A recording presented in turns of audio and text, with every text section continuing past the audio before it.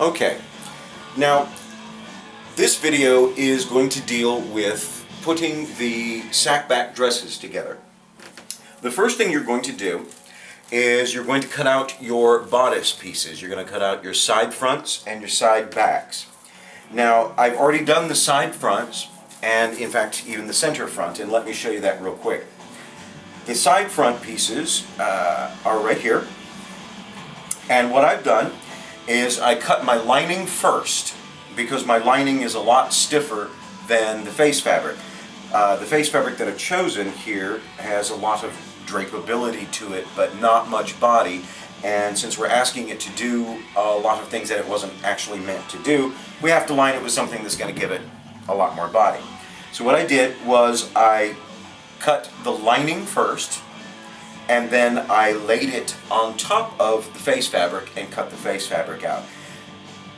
You don't want to move your pattern pieces too much after they've been cut because textiles are unstable, cut textiles especially. So once they're cut, don't move them around a whole lot until you've got them serged together. And in this instance, I've got them serged together. This is and will be treated as though it were one piece of fabric. Now if you don't have a serger, what you're going to have to do is go along the edge with a zigzag stitch or use pinking shears, but on most fabrics I would prefer you use a zigzag stitch over the edge because there are some textiles that are going to fray out anyway, no matter what you do, unless you finish them off. Now in this instance, let me show you the pattern pieces. This is actually the pattern piece for the front. Now the front, because it makes the neckline a lot wider than we're going to need, here, let me show you. This is how they would go together.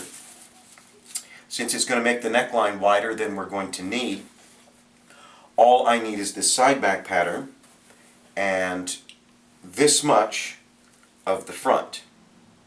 You'll see why when we get to this point, but this is all we need of the front, and we don't need any of the face fabric cut out of it because no one's going to see this part.